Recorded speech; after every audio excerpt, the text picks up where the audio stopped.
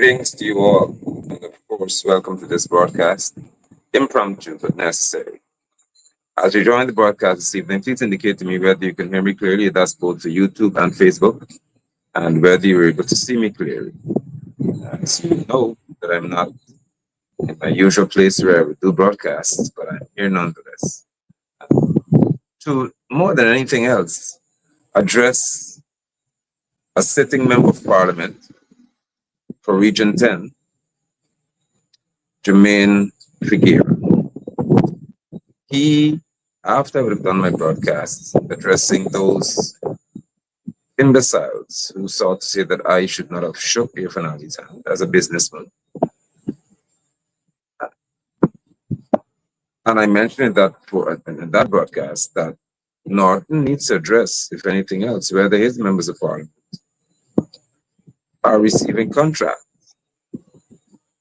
And if anyone who sits on the opposition side would receive a contract from or under the supervision of the People's Progressive Party, they should be fired. And I still hold that to be true. So Figueira, Figgy as he's commonly known, decided he's going to step out and decide to address me. Now, how in the world could Figueira, in any right-thinking environment, convince himself that he can launch a personal attack against me of all people, knowing what we both know? So it's obvious to me that this man needs to have a moment or two of my time. And I would be more than happy to deal with you right here, right now. And once I get through speaking to that which I am, I would dare you to do likewise. Now, this is not a case in which I intend to have repeated conversations about one who, in my view, and in the view of those who know about the responsibilities of a member of parliament for any constituency, you would know how insignificant and how dysfunctional this creature is. But he's brave enough to try to address me in a personal manner. So I will share with you, as he cannot, on my page. And you can observe how many people would normally interact with him on his. And then you can observe how many people are interacting with me on mine. So I will give him what he needs, which is a platform. Figueira doesn't seem to remember that he is a paid public servant. In this regard, he is employed by the state, by the people of Ghana. He is employed by us. Figueira is, among others, employed by the people of Ghana. If he represents Region 10, then he has no choice than to hear from people in Region 10 regarding his dysfunction, his inaction in many regards. And he has to, not he should, he must deal with this. That is what brings me here. And that is why I will address him. Him to understand that as a member of parliament, you have no authority.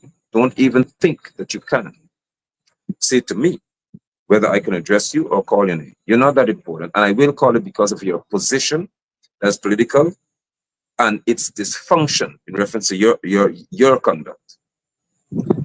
I will share with you, as I've said, excerpts or maybe the entire post that he made after I got off my broadcast. I also spoke to him shaking Irfanali's hand after his leader in the House of Assembly, Aubrey Norton, made it public at parade ground that he would not shake Irfanali's hand since Irfanali happens to be an oppressor of his. Figueira, after hearing Norton say that, went and shook Irfanali's hand at Beira. And in this nonsense that he posted, sought to say to the public, and me as a matter of fact, that he will shake Ali's hand. And he will attend any forum, any function that he saw fit.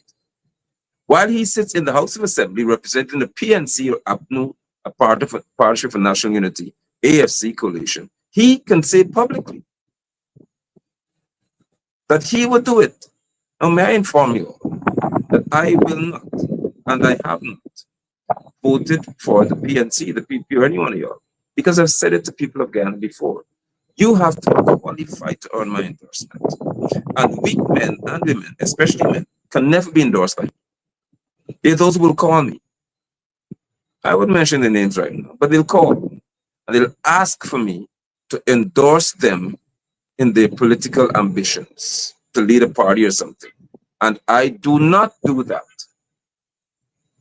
Why? Because you're too weak to lead me. If you cannot take or have the fortitude to stand by yourself anyway, to represent what you believe in, then you are not qualified to lead me, because I don't ask anybody to stand with me anywhere. Let me begin by showing you what would lead to this. And as a matter of fact, before I do that, let me issue what may be called a statement or a preamble. There are those of you who will say too, and if you don't mind, please tag Figueira. I don't think he's of the nature where he would unfollow or block me to some extent. That's the kind of person he may be. But if he hasn't done so, tag him for me as MP Figueira. So in that capacity, I'll speak to him. When at any time you want to present to me, an argument that because I am black, and I told you before that I'm not, do not do that to me. If ever you address me as a black man, you're not speaking to me. And I don't hear you on that. I have said, and my responsibility is to inform and educate you, black is not a place found in the earth, apart from the Black Sea. So when you address me, if you can call Chinese, based on where they're from, if you can speak to Indians, or East Indians specifically, based on where they're from, if you can speak to Europeans, based on where they're from, then you can most definitely speak to me based on where I'm from. So we're not going to play this game. If you're going to present to me a case that because Figueira and I share in reference to our ethnicity similar traits, and because he is an African descendant, if he wants to be described as that, then that disqualifies me from dealing with it publicly. Get out of my face, please, because it doesn't work that way over here. There is nothing in my blood that will make me ever believe that because someone is from the same ethnic group as I am disqualified from dealing with them publicly. It doesn't work that way. And if you're going to suggest that the PPP wants black people to fight, then you are racist in reference to what you utter, because you're suggesting here that PNC is black people and PPP are for Indian people, as you want to say it. So at no time should an African descendant address another African descendant because the PPP will benefit. That is not going to work, because I'm not going to encourage the ethnic division that surrounds our politics. I speak to someone based on their character. If Figueira is an idiot and is of African descent, he's an idiot of African descent. If Jagdio is an idiot and he's of East Indian descent, then Jagdio is an idiot of East Indian descent. It's that simple to me. I'm not going to say I'm not going to refer to you as an idiot because you have the same complexion as I do, or you share the same genotype as I do. It is absolutely stupid.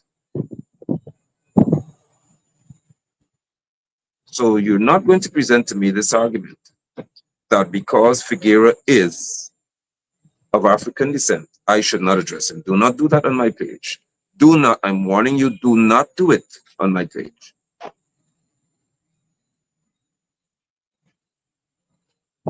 Let's begin here. After my broadcast, this is what Figueira came. It is regrettable. Jermaine Figueira member of parliament, beyond the rhetoric. Highlight means he wants all of his followers or friends on Facebook should be informed about this. This is writing about me. It is regrettable that some individuals, in their pursuit to gain attention and relevance, resort to invoking, listen to this, the names of those who have already attained the success they themselves aspire to. I need to read that again for you all. This is Figueira speaking about me here. It is regrettable that some individuals, he did this at midnight. It is regrettable, this is Figueira, Member of Parliament for Region 10, writing in response to my broadcast. It is regrettable that some individuals, in their pursuit to gain attention and relevance, resort to invoking the names. I invoke Figueira's name here. Invoking the names of those who have already attained the success they themselves aspire to. So, let's do the first part. So, if you're hearing music, then please that. So Figueira is suggesting that that's my neighbor's chocolate pudding. I seek to attain significant. Now, you have to be kidding me. You must be kidding me. Right? You have to be joking. Can you also hear me? I know the guys playing music and the vehicle is just full. All right. Let me show it again. Tell me if you all can hear. Read this, please. Read what Figgy says.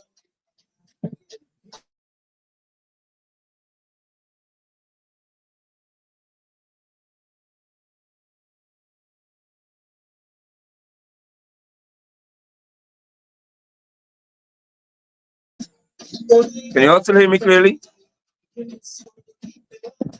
So Figueira is saying that I have invoked his name. Listen now, I invoked his name because he would have attained success. The success that I aspired to achieve or to attain. Figueira is saying that I invoked his name because his name carries so much weight that in order for me to be relevant, I have to invoke Figueira's name because he would have attained the success that I aspire to. Now let's discuss this success that Figueira speaks to. First of all, Figueira, as far as I'm aware, is a teacher at the new Silver City Secondary School. Am I correct? I'm not seeing your comments, so just respond to me so I want to ensure we're on the same page. Is Figueira, is he not a teacher? Are we still streaming live? We good? I want to ensure that I'm talking to the right people. Is he still a teacher? Let's see the success he's talking about. Once my neighbor is done, he'll hear me clear. Are we good?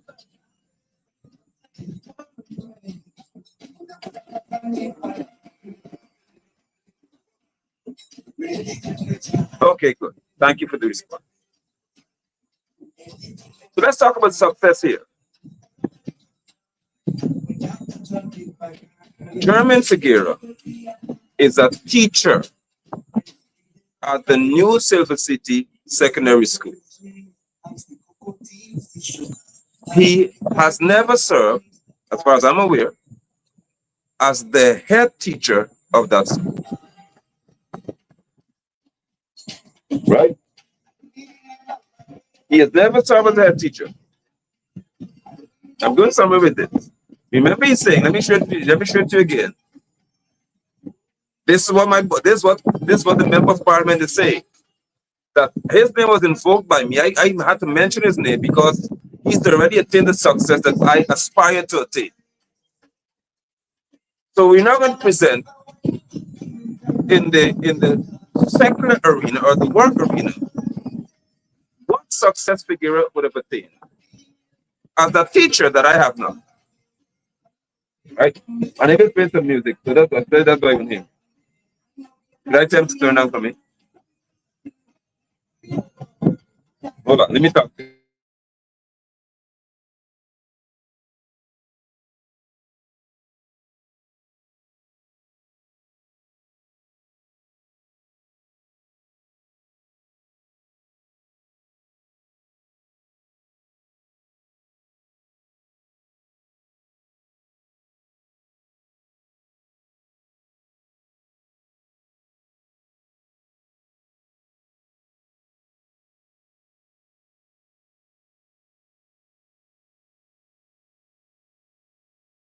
Young men are still cooperative in Guyana.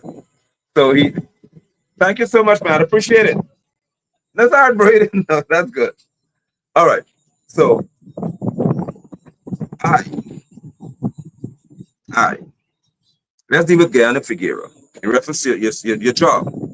Before you were placed in parliament, we get to that.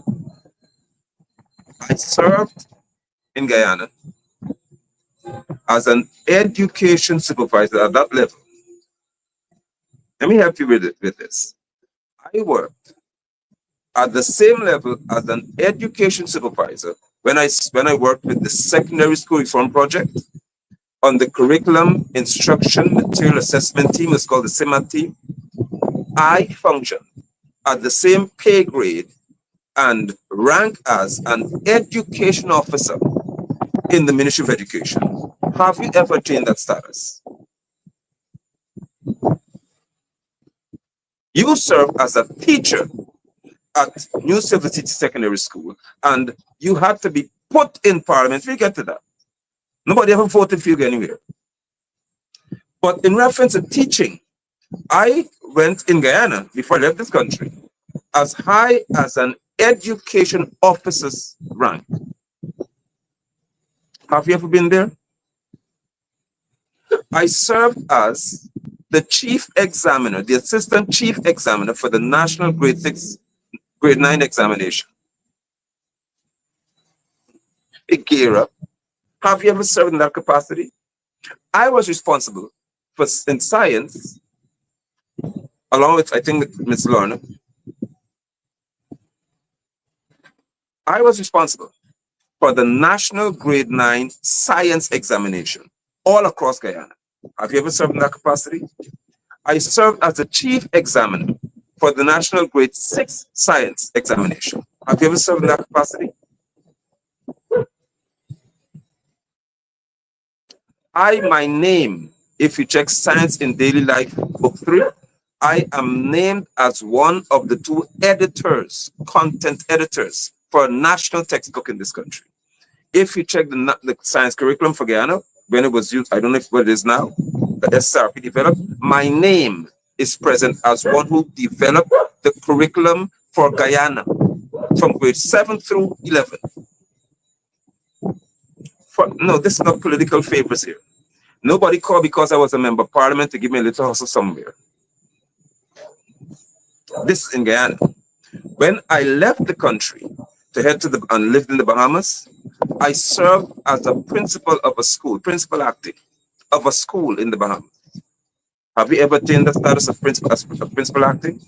And you have the nerve to say that I have used your name to invoke, in some way invoked or used your name because you have attained some success that I aspire to attain.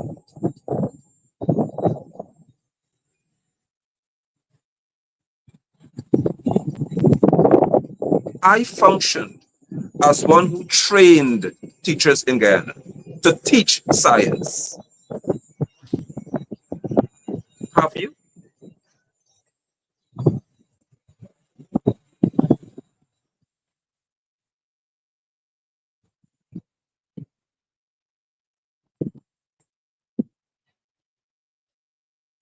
So when it pertains, or as it pertains to your secular environment, your job before parliament, you have not been on my level, and you will not attain that.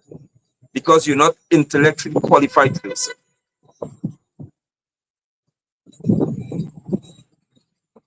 While I was at the University of Guyana as a third-year student, and I did my tutorial presentations, from the third year, Colin Mine was asking me and telling me that I need to return to the University of Guyana to teach or to lecture from the third year.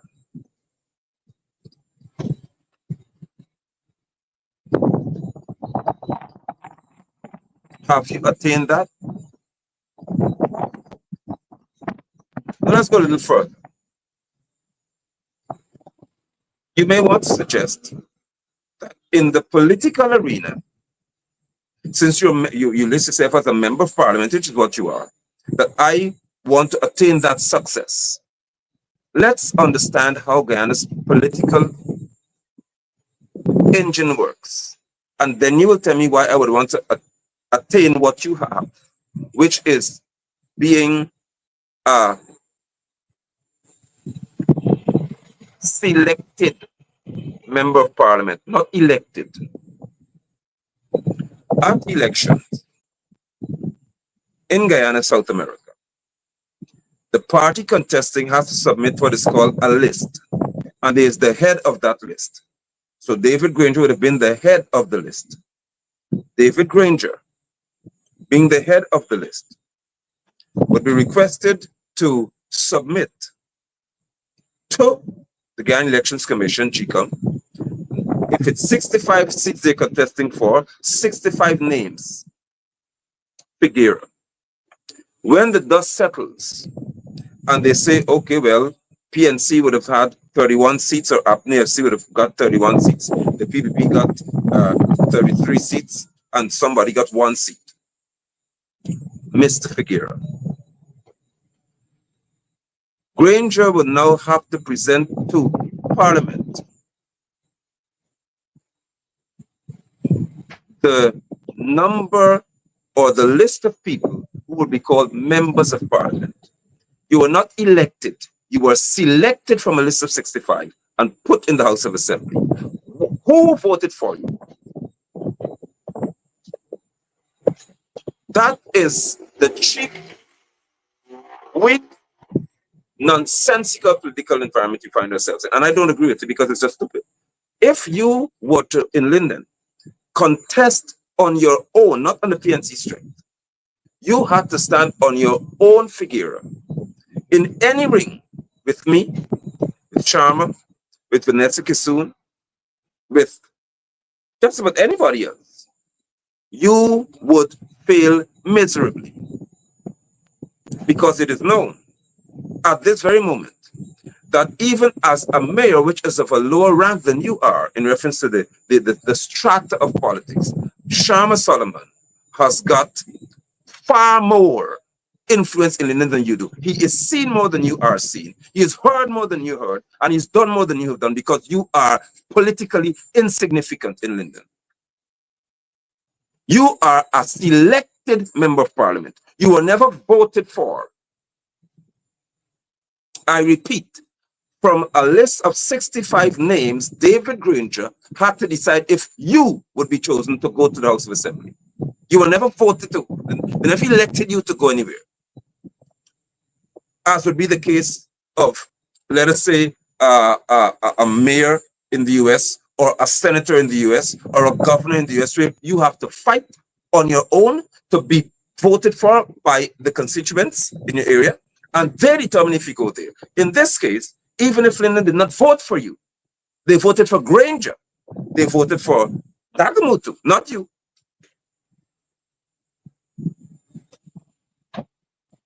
You were selected. So they were what you call elected officials in administrations, and they were what you call selected officials.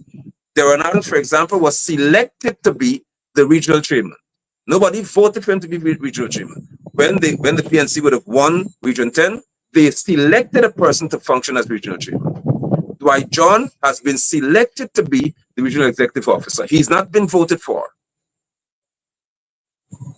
The mayor of Linden, Sharma Solomon, the PNC or APNFC, when they contest local government elections, you vote for that slate, then the councillors will vote for who will serve. Not the people of Linden. Linden do not elect mayors.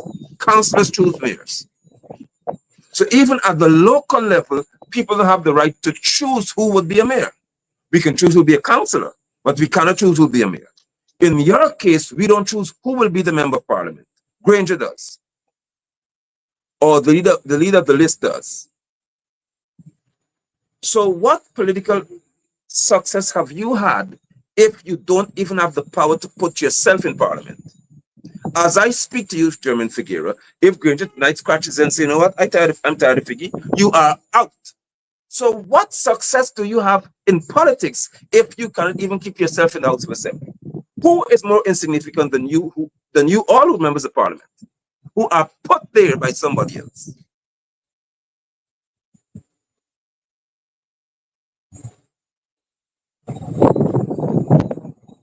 Now, maybe that is not enough for you to understand that there's nothing that you have accomplished that is worthy of my paying attention to, because there's nothing that you have accomplished.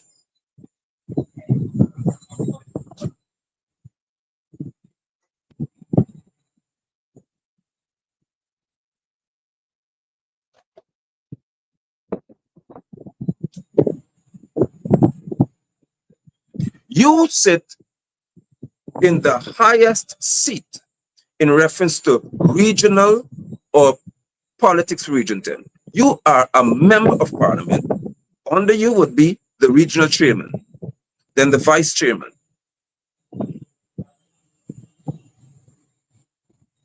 You are sitting in the highest office in region 10.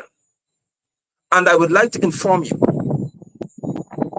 that when Frank Anthony started to terrorize Guyanese in what is called medical tyranny, because if ever you tell me that I have to put anything in my body that I don't want, and I would not be able to eat, in reference to go shopping in certain places, I would not be able to go to the bank to get my money inside of the bank, I would not be able to get my passport, then it means that that is tyranny. You are forcing me to do something in an indirect manner. You Figueira, did nothing. I went and stood by the Mackenzie market, and I stood there as a man, not as a PNC, not as APNU, not as PPP. I stood as a father and as a man, and I said publicly that Irfan Ali, Jack Dio, or none of y'all could tell me what I put in my body. That is where the fight began. And that is where I had to stand to fight, because you said nothing in my defense in reference to taking a public stance. You actually went, as far as I'm aware, you could correct me, but you went because Granger, your leader, had to do it. No, man, that's all right. That's cool. I really appreciate your understanding. You, Figueira, did nothing. When you saw, I'm not a member of parliament, I've never paid to be anything called member of parliament. And you observed that the Mackenzie Hospital, the doors were shut, were locked, the gates, and Londoners were being locked out. But in Region 4, the hospital was open. In Region 6, the hospitals were open. In Region 7, the hospital, if there was one, the clinics were open. But Linden was so important to the PPP that they shut the gates on us. You did not show up even once to say in the face of the public, this is not happening in my hometown. And you talk about I don't ever aspire to be a chicken and a wimp.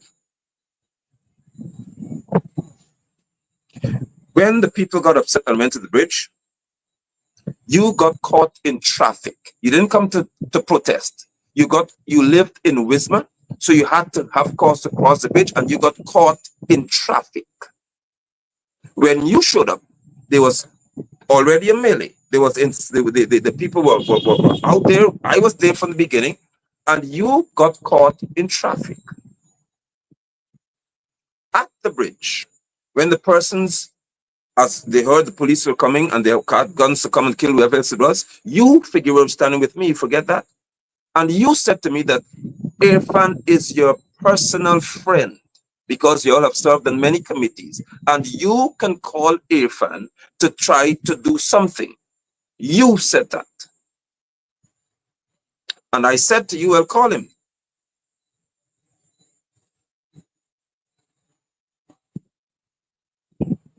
You called your friend who was terrorizing your own people and asked your friend if he could talk to Frank to see what can be done. And Frank refused at that initial stage to do anything of significance. The people didn't leave the bridge, Figueira. When you went and spoke to them, let me tell you what the people said. The people said whatever. Now, you remember Parliament, and I have witnesses because it's live. Go to my face and see it. The people said, not you. Whatever Apostle London says, we will do. Don't forget that. You were present. I stepped forward because the people said they're not moving unless I tell them what is going to happen. You, the member of Parliament, who was there. When I walked forward, I said to the people, let's be fair here. If you were chanting, open the gate to be the hospital gate, and we'll open the bridge, then I said, they've opened the gate. Because I said clearly, if the people said to open the gate, open it, and I'll make them move from the bridge. They opened the gate, and I went to the people and I said, okay, let us be fair. If we're going to negotiate as men and women, then if the people said to open the gate, we'll open the bridge, then let's open the bridge. Then the people said, okay, Pastor, you said that. And they moved it. You are a member of Parliament and they refuse to listen to you. And you are speaking to who has significance and who wants to aspire to be like you. I would never, even as a juvenile, want to be a weak man as you are. Let us speak further. So before 2020 Figueira, after I show the people this clip, this right here, you said you, Mr. London, hold no significance for me. For the sake of clarity and to correct your public misrepresentation of the facts for the general public, you issued your other statement. This one. But before we get to that one, let me put it back here. You, Mr. London, hold no significance for me.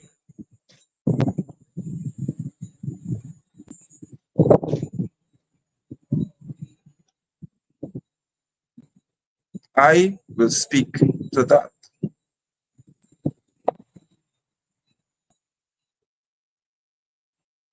How is it possible, Jermaine Figueira, for me to hold no significance for you, as you've put it?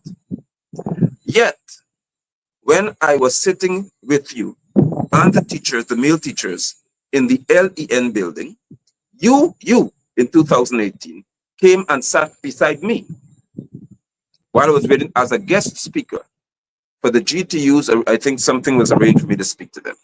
You, Jermaine Figueira, just said that I hold no significance, but yet you came to me while I was sitting there and said that you or your party was observing. I'm not a party of, but you said you observed the strength that I possess. You observed my ability to speak. You observed my charisma. You observed my ability to influence men. You said that the PNC or Granger has no intention, you said, of running for a second term.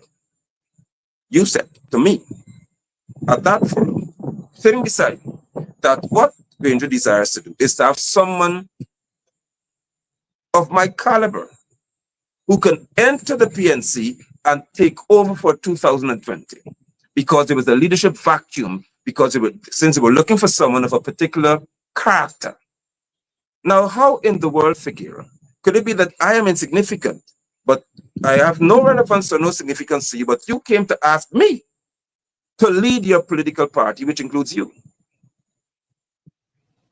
Since you were of the view, and you said Granger and others observed, and you all formed the opinion that within the PNC there was none of you who could have taken over from Granger in 2020. But yet, you can say that you, Mr. London, hold no significance. So can you imagine that you would come to someone who holds no significance and ask them to lead you in the PNC? Have I not said to you before that you are moronic and idiotic, weak and imbecilic?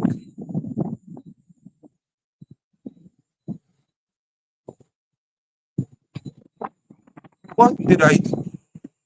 In that same room, I turned to you, German Figueira, and I said to you, you tell them that they would never want me to be there because I would jail every last one of y'all. You know that's what I said. I said to the same you who would have sought to coerce me into coming to the PNC, I said to you that I would jail all of y'all. So y'all don't want me in there. I would like for you to tell the public in another excerpt or another rush to judgment why you would come to ask me on behalf of the PNC to lead your party in the 2020 election. If I hold no significance, why would you ask me to lead your party? And you in the set. Further to that, let us not forget, and I wouldn't go far with this one, I would like for you to write another piece to tell the whole public why you called me upon your return from the USA when they were building or still working on, they were working on the Bayrock ground. Why you called me at 6 o'clock when you were going home from the airport, as groggy as you were, why did you call me to tell me about an opportunity that you could have cashed in on along with me? And I said, no. Now, can you imagine that I'm not a member of parliament? And I would have had every right to benefit. But because of your position, I said, I'm not doing that.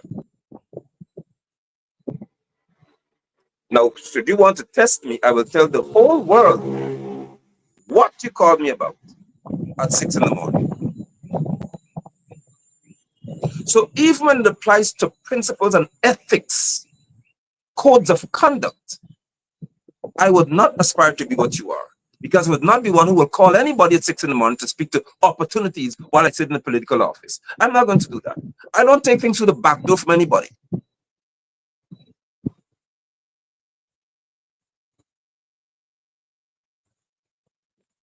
So provoke me beyond this point. And since this is an election year, and since the wind of election is blowing, which would therefore bring the wind of senility and stupidity, juvenile delinquency among y'all, you could provoke me.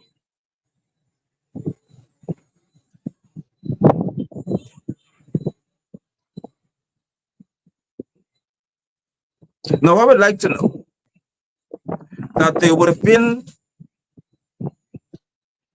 an issue arising with you and some pigs. It was an issue that gained attention nationally and regionally in Linden. I await a response in that regard, since you were entrusted with something, and I'm yet to see a piggery of any sort on just a basic pig farm called a piggery that it was said, I don't know what it is, that you had responsibility for. But let me just speak to what you may consider to be something that you do that I aspire to, which is to present to people gifts and handouts. If you consider, for example, at Christmas or Easter, you share a few kites out to people, can you first of all inform us whether you purchased them or whether they were given to you by some foundation donations, or probably whether it would come from contributions from the PPP side or friends on that side? In reference to what you do for the community of poor people, if you consider that to be something of significance, I would like to inform you that the only time that a crowd or a group of people gather around you to pay attention to anything you do is when you have something to offer them that is tangible, called a handout. It tells me that people do not see you as one who has any intelligence or intellectual aptitude to address them.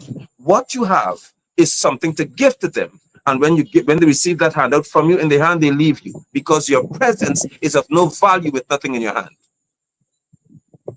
I do not ever go to any community and seek to give people a kite or give them a pair of shoes in order for them to listen to me.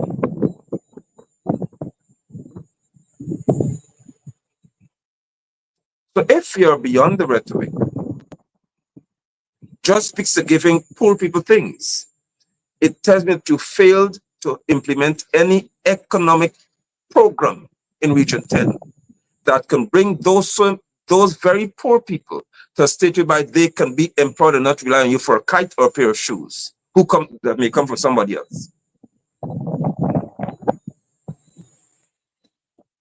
All of you politicians in this country believe that you can just put a little tent up somewhere and give my Guyanese brothers and sisters a pair of shoes or some dress or some pair of pants, and that means you're important. You are a disgrace to our society. The wealthiest country per capita, the wealthiest country per person on the planet is Guyana, and all that you can offer them is a pair of shoes, a kite to fly at Easter, and you're doing something for your community. Why don't we address further when an entire batch of St. John's Ambulance Brigade staff, the whole complement, all were sent home by Rudy Small? Tell us, since you are such a strong member of parliament, what did you do to have them reemployed? Were they reemployed under your watch as a member of parliament? No. Secondly, when the PPP decided that they're going to terminate, they're going to cut off the social benefits that were to be had by persons in our community, you did not cause it to be reinstated because it's still cut off. Yet you're speaking to your representative, your constituents, which I'll show the public in a minute. So how do you represent people, but things are being taken from them and you can do nothing about it? When Watukaday Primary School was in a deplorable state, the toilet was stinking for years. Facial boards were falling off the building. They had issues regarding septic tanks not being even covered. Windows falling out of the place. You were the member of parliament and it was in that state under your watch. And I, who you claim aspired to be where you are, could have stood and locked the gate with other parents and said, you're not coming in here until this is addressed. And Jack Dio ensured that Dwight John couldn't hold me hostage because it was embarrassing. Where were you? You never even come one day, came and I called you publicly, asking for you to come here and represent the people. You never showed up and you're a teacher in a school. Look at the state of your school, New Silver City, and then talk to me about anything of significance. You are a teacher at the New Silver City Secondary, and look at your school, one of the worst in reference to the appearance. And you are a teacher, and you're a member of parliament. You cannot even have works done to your school environment.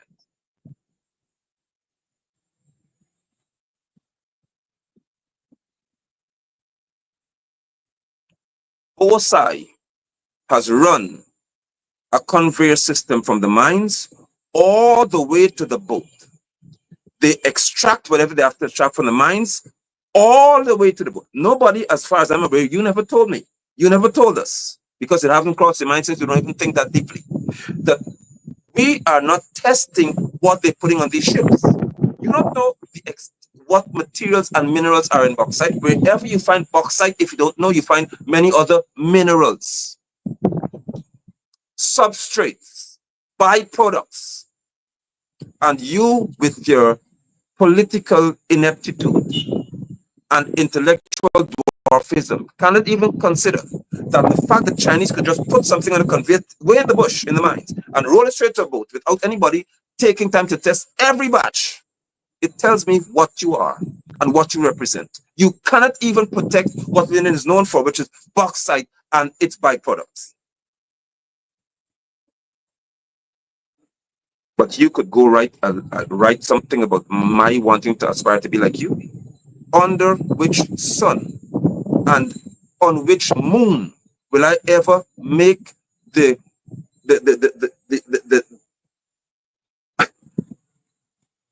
suicidal decision to aspire to be like you?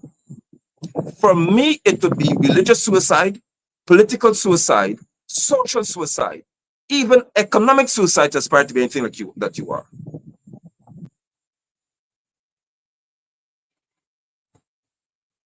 In your own region, minerals are being extracted and put on a boat, and you have never said anything publicly about it.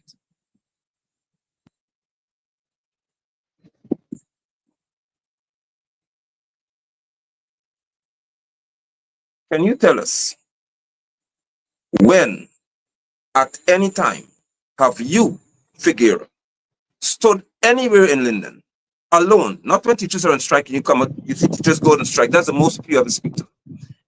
If there is not a political rally organized by the PNC, nobody stands to listen to you, more than 10, 20, 30 people at any time. Anywhere. If it's not the teachers on strike and they go to Esso or Shell gas station, now Mobile gas station across from the road, you go there on the backs of the GTU, and teachers would have you talk because you remember Parliament. You cannot even have them organized on your own.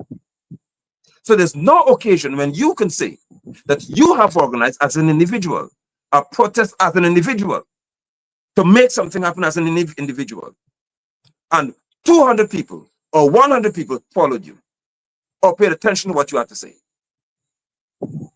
And I aspire to be what you are, which is a failure in my office of Member of Parliament.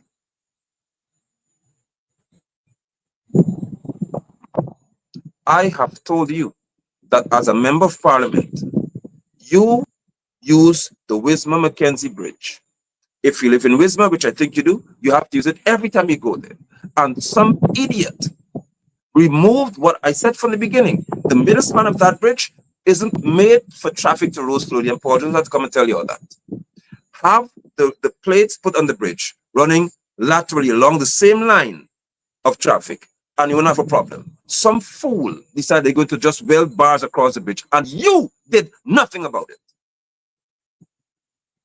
I went there at least on 2 or 3 occasions to speak to that matter. You being the elected, according to what you may think, but the selected Member of Parliament couldn't even. Granger picked you because of some friendship, as far as I'm aware. I heard Amnali or somebody at Belbino said that he is your coach. So whatever contact strings had to be pulled, you ended up in House of Assembly. You never got there based on the recommendation of Londoners. There was never a moment when I read anywhere that Londoners have come to say they want you to be their leader. And they advocated, as they did for Vanessa Kissoon and Sharma, they fought and said, these people should be in the House of Assembly. Londoners have never said that you should be anywhere. Even Vanessa batters you in reference to influence. Sharma steps all over you in reference to societal influence. And Sharma is the mayor while you are a Member of Parliament. But you sought to address me. And in addressing me, let me find it. Ah, here you go. To the political aspirant and pseudo, meaning false, religious commentator who consistently emerge uninvited during public discourse to focus on leaders rather than on solutions to the issue at hand. I would specifically advise Mr. Nigel London to cease using my name in his public rants, propaganda, and distortion aimed at gaining attention and popularity. So Figueira is saying here that I am a false religious leader. That's what a pseudo religious leader is all about.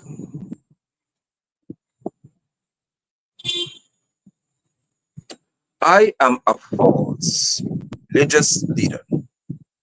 Yet, you would ask a false religious leader, you, to lead you in the PNC. You would ask a false religious leader who has proven to all of your true religious leaders in Linden that they cannot stand on any platform, anywhere, at any forum, to debate with me alone, about what is the name of the Hebrew Messiah. Since Linden is predominantly Christian, I invited all y'all, and I would include you in that set. Since you're a true religious man, I'll include you and all of your religious leaders in Linden to stand against me alone anywhere for us to talk about A, whether tithe should be collected in the form of money and the robbery attached to it. Secondly, whether the Messiah was ever called Jesus by his father. You wouldn't take that chance because you're not stupid to do so. But I'm a false religious leader. And you say that I invite, let me put it up for people to see again. Where is it? Ah, right. I emerge uninvited during public discourse to focus on leaders. Figueira, do you have any sense? Huh? How can I emerge uninvited when I am invited to speak at public forums? David Hines did invite me on the social media platform. Mark Benchop did invite me on the social media platform. You invited me to speak to teachers in Linden. So how am I uninvited? At which forum have you found yourself, Figueira? Name one that I showed up uninvited to address leaders. That's how stupid you are. Because you just want to write and find some words to sound it. Of course, those who can barely read would say, oh, Figueira knows some big words. So they won't take time to read what you say. They just see words they cannot pronounce, and that calls you intelligent. But can you name one environment in which I ever showed up uninvited to speak? Or can you not attest to the fact that when I'm invited, in many cases, when Shanghai invited me and others, for example, when there was some, Shanghai had something where he sought to invite religious leaders to come so we can talk about matters. And I said to Shanghai, as long as you have certain people there, I would never show up, because don't take it as past. First of all, you cannot be Muslim and invite me anyway to talk spiritually.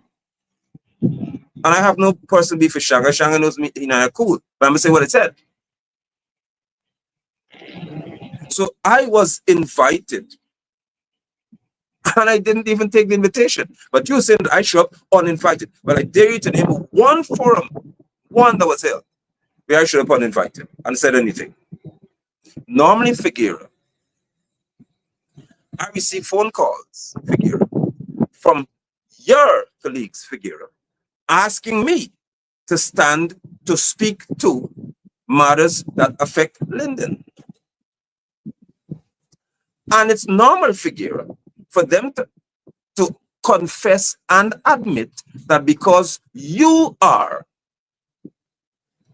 dysfunctional, malfunctional, irrelevant, they have to find someone who they know in the community to be able to stand and address matters and stand for the people, because you don't and you cannot. However, I'm aware that you are able to write some pieces, send it to Cyber News, wherever you send it, called Beyond the Rhetoric. And that means that you have qualified yourself to represent a constituency.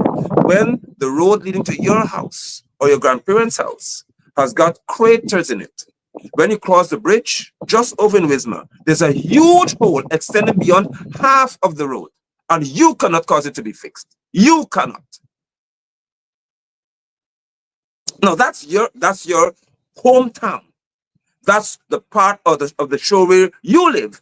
And when you start reversing up the Unified Gaskin Highway or road now, there's one at the turn just before your school. Imagine you teach at the New Civil Secondary School, and just as you turn left off Burnham Drive and you turn onto Unified Gaskin, there's a big hole there, and you can't cause it to be fixed yet.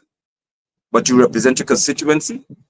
When you go further up that said road by the Adventist Church, there's another huge crater. That's all the way to your former home now in Wiz Rock. I don't know, maybe you don't live there anymore, or your grandparents' home. On the same road, by Half Mile area, another crater, and you can't cause it to be fixed yet. When you go further up to Wiz Rock, approaching Wiz Rock, there's another hole that you cannot cause to be fixed yet. But you represent. You represent, as you said, and I'll show the people what you said here now. Oh, yes. With regard to your comments about my interaction with the president, yes, because that's what I mentioned his name in my last podcast.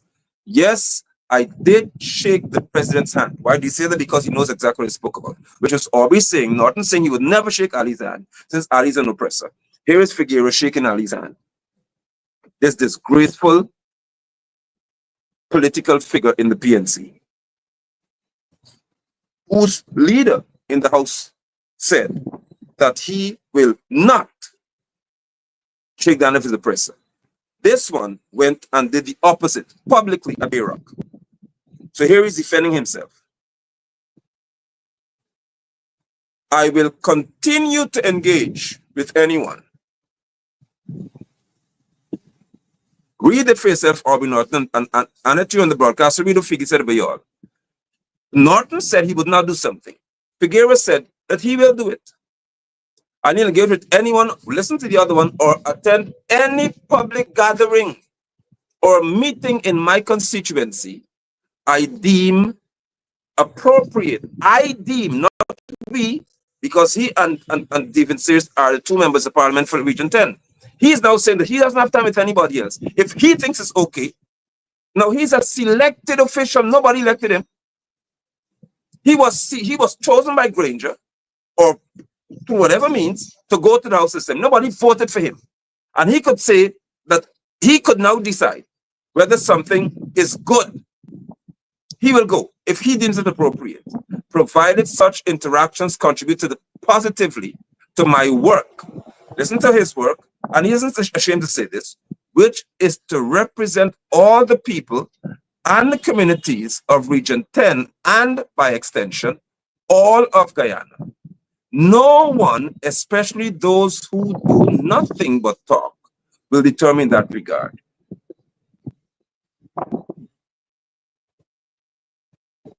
So Figueira is saying that all I do is talk. Now I'm asking all of Linden, all of you, thousands of you gathered, to please speak, please tell Figueira, German Figueira, member of parliament paid by us, the people, whether I do nothing but talk.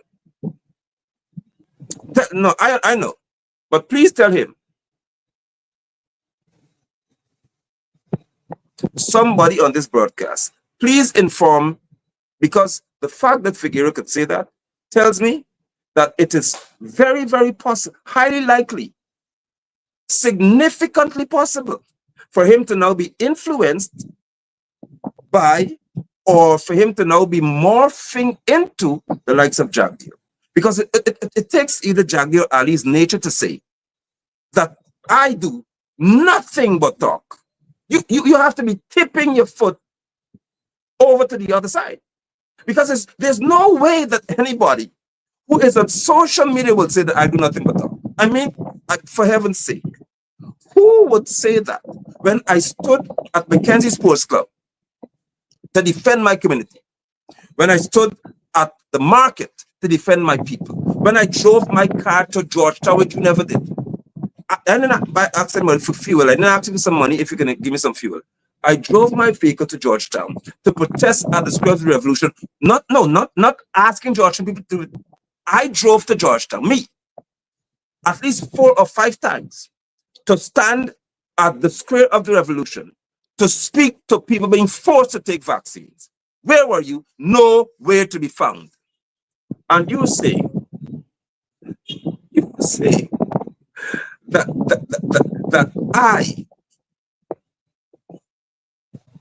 I do nothing but talk. When I stood at Mackenzie High School, regular primary school, Mackenzie Primary School, Botukade Primary School, Christenberg was my secondary school. When I traveled to the hospital, when I go to people's residence, when I go to roads, when I examine so many places, me, not asking a crowd to come, to show what is happening to Linden, I do nothing but talk. Even at the office of the president, I do nothing but talk. When I drove all the way to Quarantine to show Guyana how the children in Babis are being bused to school. Police are at every school standing to ensure they cross the road, and nothing that happens in Guyana. Have you done that, Figueira, since you represent all of Guyana?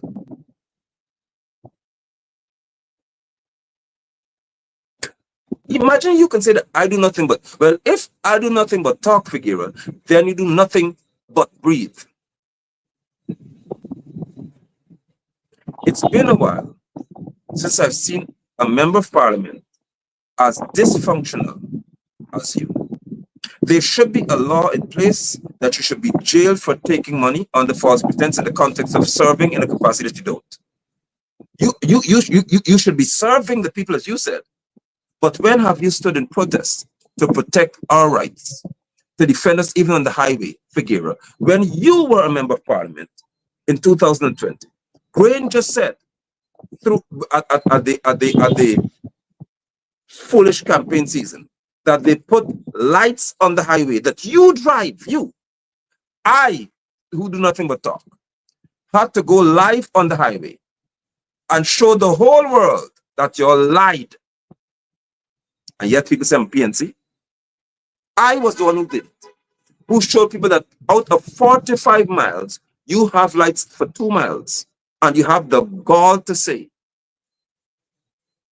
that you had lights on the highway when people are dying on that highway and trucks are parked and people are crashing into it. You said nothing about the lie that your party told, that they had lights 45 miles on the highway, which is an absolute lie. And for all the years, 5 years under the coalition, you never put lights on the highway 45 miles. And you have the face to talk to me about your representing all people, when the main road to get into and out of your region didn't have lights for 43 miles, you did nothing. When the sodomites were seeking to stand and essentially influence our children, because they met with teenagers, with young people who are inclined to be what they homosexuals and sodomites, you said nothing. I went to Georgetown twice. I was in Linden twice, marching on the streets with people. How many people have you ever had to follow you on the street to march for Europe?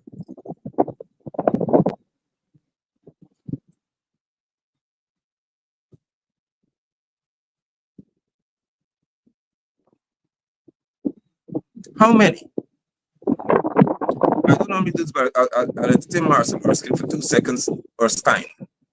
Mr. London, you're contradicting yourself. You shake the president's hand with justification. Now you don't want to accept another person's explanation. Come on, be realistic. Let me just show this more on what you're saying and how stupid it is. So look what Figgy said. With regard to your comments about my interacting with the president, yes, I did shake the president's hand. And I will continue to engage anyone at any public gathering, Erskine, or Skine, or whatever you are. It is obvious that you do not understand what is called political protocol. Now, I'm not sure whether you'd be inclined to receive any direction or understanding, but I will say for those who pay attention to me with your nonsense. First of all, I am an individual. I own a business. Nobody employs me to function in my business. I own my business. And therefore, as a businessman, as a contractor, if I'm invited to meet with the person who represents the state, I will shake his hand as a businessman. Figueira, on the other hand, is a selected servant who Granger put in the House of Assembly. He is not the leader of the opposition. He functions under the leadership of Aubrey Norton. So if his leader says, I am not shaking anybody's hand who's oppressive, Figgy can't see you do it. Now, hopefully you're not as shallow to understand what it is I'm saying. So there's no contradiction. His explanation speaks to him being defiant of authority. There's not a similar relationship. Nobody controls my company. I own it. Now, let's see if you're fortunate enough to have common sense or if you represent the likes of Figueira.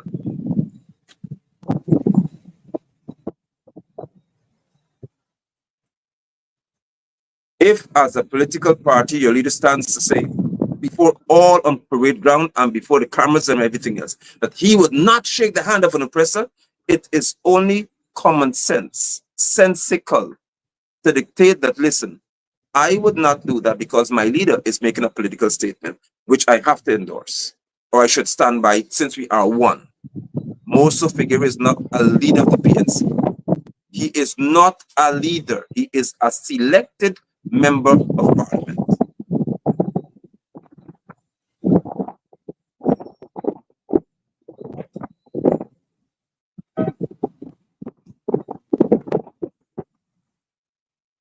What Figueira did was to show all of Ghana that, first of all, Aubrey Norton cannot lead him.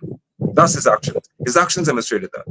Secondly, he demonstrated that he is unprepared to function by party politics or party policies. He will do it Figueira's way.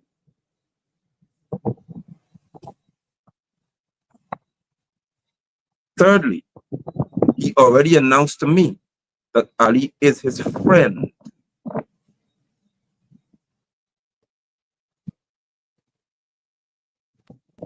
Now, once Ali is your friend, then Norton can't stop friending with your friend.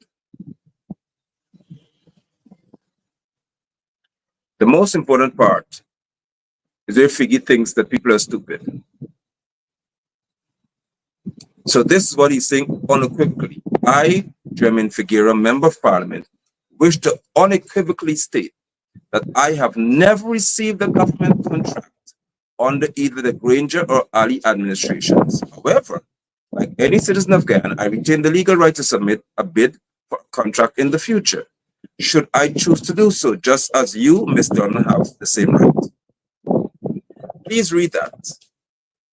And I will again. I, Jermaine Figueira, wish to unequivocally state that I have never received a government contract under either the Granger or Ali administration. Because he's saying that my speech, my utterance is untrue when I said that Norton needs to say whether any member of parliament has received the contract. Now, Figueira, this is where I understand that you are certainly, if ever I had a doubt, which I didn't, too shallow to even lead me in a church hymn. Who doesn't know that you are well aware that should your name appear on any contract, it will be leaked or made public in a heartbeat, and Londoners, Guyanese from the PNC side, would chew you to pieces. You know that. Granger may kick you out based on the public pressure he faces. You know that.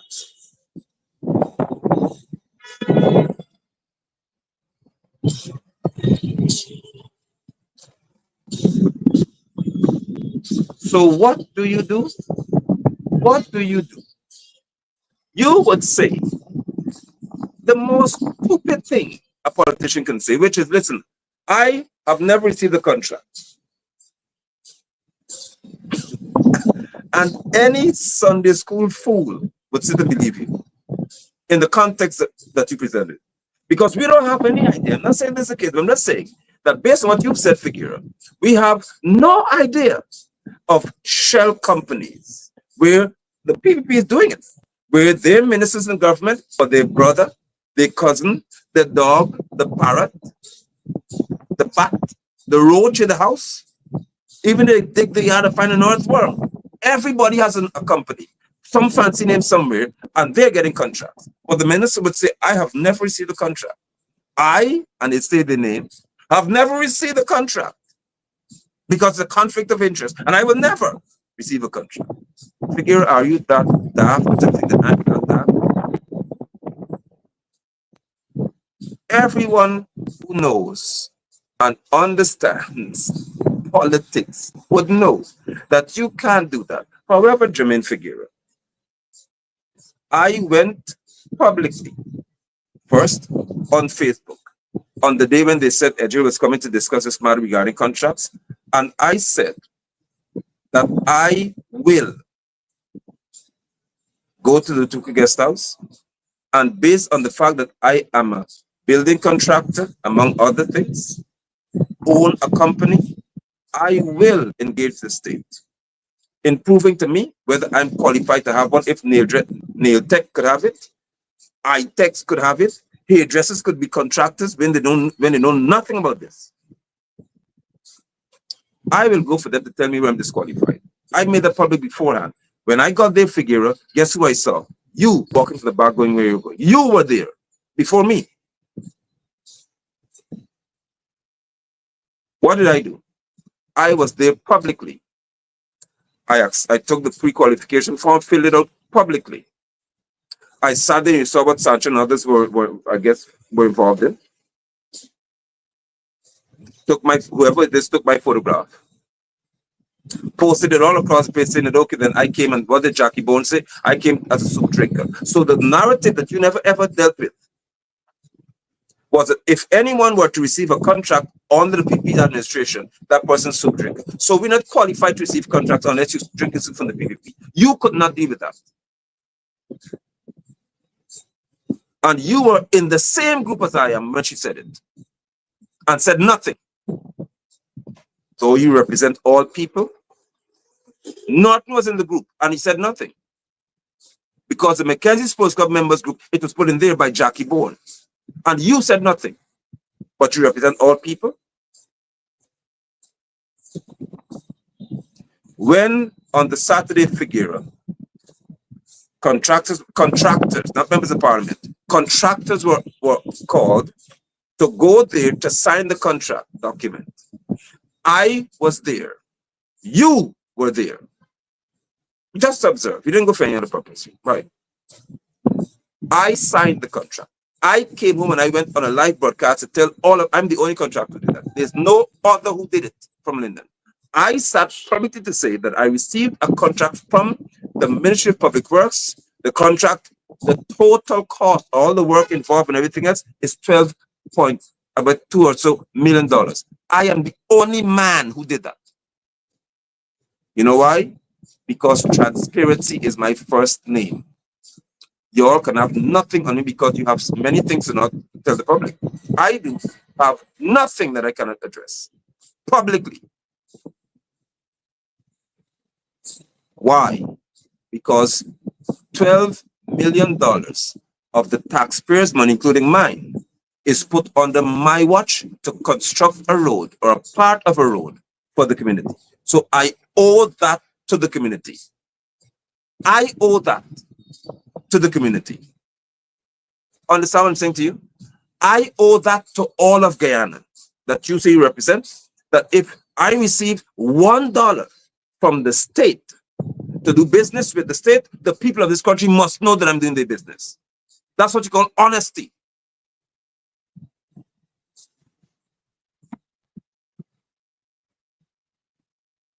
That's what you call honesty. I report to the people.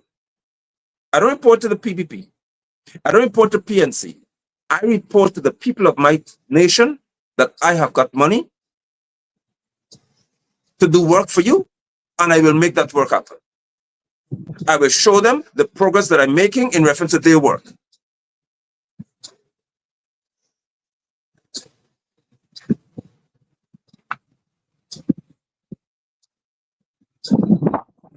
So here's the moron again. Mr. London, with all the controversy you are engaging in, the contract you receive might be the only one you get. Carry on smart, and I'm supposed to die. That's how weak and poor you are. That's why I'm speaking to a poor idiot. When in your head that the only way I can survive, my company was done before I started this work. I'm working on the road. And by the way, I'm still doing other jobs apart from that on the road. So unlike the others who have to rely on the PPP for a contract to survive, and they do business with the contract, whether I receive another or I receive 10 more, it doesn't matter to me. Because I still have a lot of work to do. Get the difference here? Because those who are truly contractors will do work beyond a little road and then sit back and say, okay, let me hope I get another road next year so I can eat some more money. I can eat some more food. So I get a little bread. I don't do that. So much to your dismay, Marcel Erskine, I don't need a contract from the PPP to survive. So get out of my face with your insignificant insolent and stupid suggestion. What I can tell you is that if there's any other forum or occasion in which contracts are being doled out or rolled out, and any nail tech is qualified ahead of me, we'll have a problem. I can tell you that.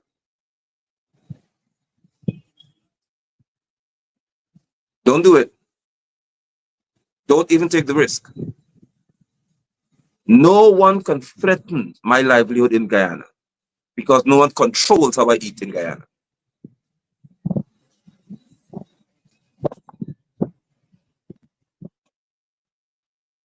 How many contractors do you know came forward to say to the whole to the world that the government or the administration has engaged me through the Ministry of Public Works? The Ministry of Public Works has engaged me to do a job. This is what the job costs. This is the progress we be making here because this is what I'm paid to do by the people of Guyana. Can you name 5 more who did that? 3 more, 2 more, 1 more who did that? I believe in reporting to you because it's your money being spent.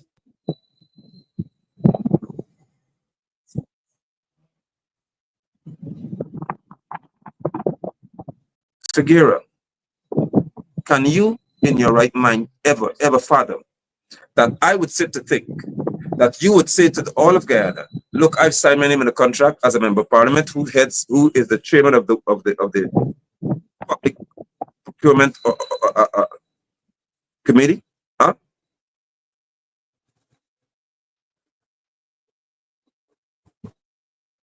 Really? Exactly, Ali. There is a recall clause.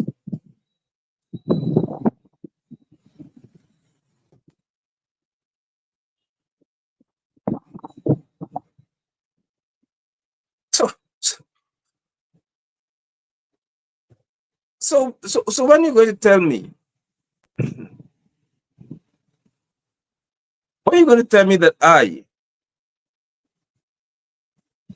should listen to you say that you do not have any contract and that quells all matters? I would like to state unequivocally, Jermaine Figueira, that if you're a real man and anybody is to look up to you as a real man, you sign your name in a contract, say, I took one. I have a contract. That's what a man will do. But as I said, you behave as if we're not aware in Guyana that they shell companies, that they companies owned by ministers in this PP administration. They're making hundreds of millions of dollars through nefarious, wicked, crooked means. And I would like to suggest that you better be cautious as to how you speak at this time.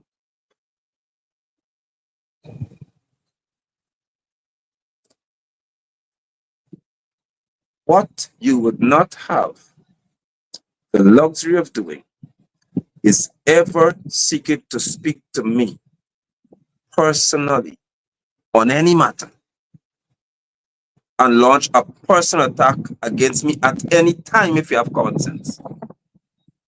Because you cannot name one occasion when I came to you to say that you are my leader and I want you to lead anything.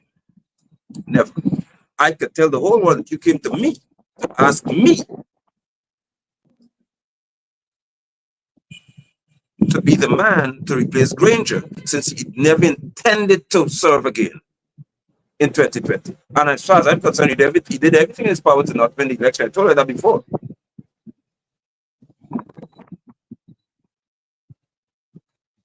Figueira, I could speak to you at any forum, any place, and if you choose to have, which you should, a public conversation with me, let's do it live on social media, where you could tell Lyndon what you have done for Region 10. Forget Region 10, Lyndon. Because when you are a member of parliament, Granger passed through Lyndon in reference to works and went to build road in Madia. He built road in Lethem.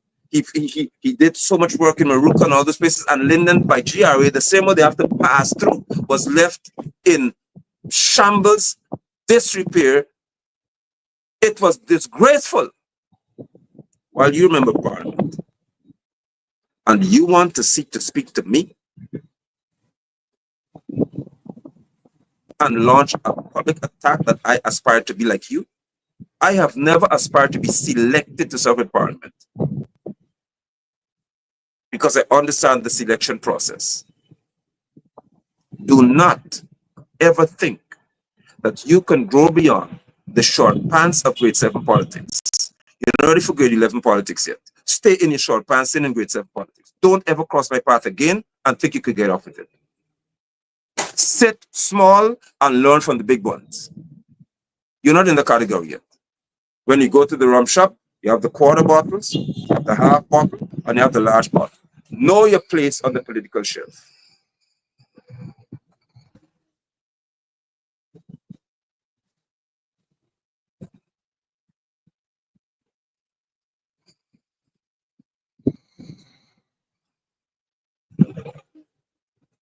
When I sat and I spoke to the fact, along with Nigel Hughes and others, that African descendants are being marginalized, discriminated against, they're not receiving contracts of any significance in reference to value from the PVP, you turned against your own party and said, and you know I have record of what you said, that they ain't even applying for contracts, so how can they get it? Imagine you don't have no shame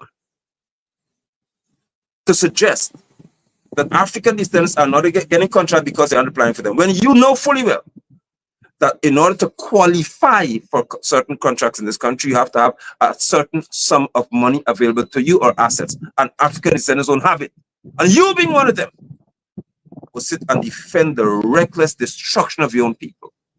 That's why out of those conversations, the people have now decided, oh yeah, we give some black people contracts, so it will appear as if we're not racist.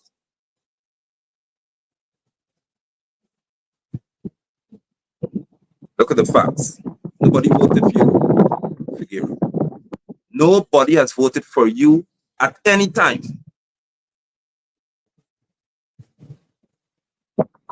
Your name was on a list of 65, and you were picked out of that list. And lest we forget, you were one who were seeking, trying your best to get Sharon Das to change what he said while you sat in the House of Assembly, because you, along with the others, were deemed to be colossal failures. And as Yahweh will have it, you are reduced to begging a man to change his conviction about your party. Have you forgotten that? And I aspire to be like you. Can you stand to say with what you have done pre no confidence motion day, they'll make the other side or China say, I'm so impressed with you. All you've done so much for our people, we really cannot even think at any time that you're not functioning well.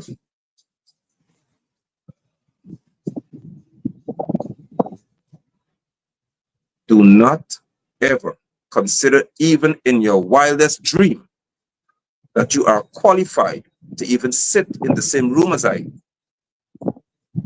to speak to me about anything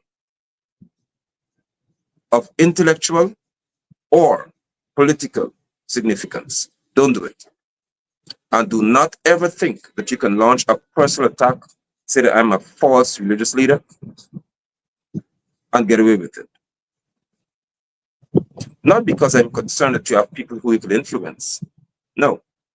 I know that, but what you say, the likes of you, Badger and Ryan, agree with you. You, Badger, cannot write one sentence where the subject and the verb can be identified clearly, where the punctuations are in order.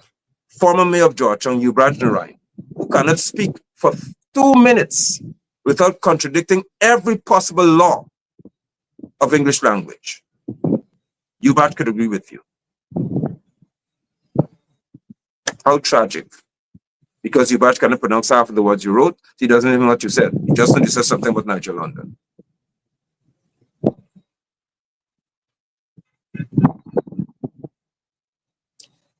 So here's what will happen.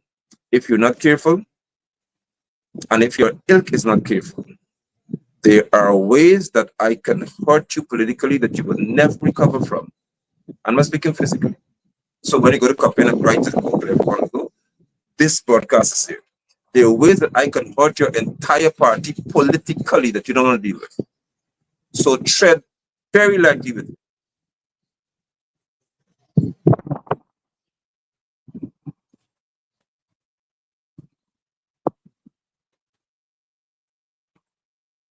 Do not ever seek to attack me personally when I address you about a matter. And I never addressed you.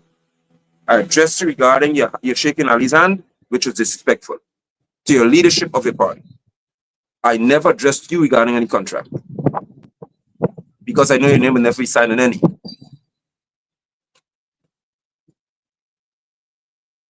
If you like, feel free to name the time and the place you want to talk to me publicly, and let's make it happen. Y'all do well. Bye.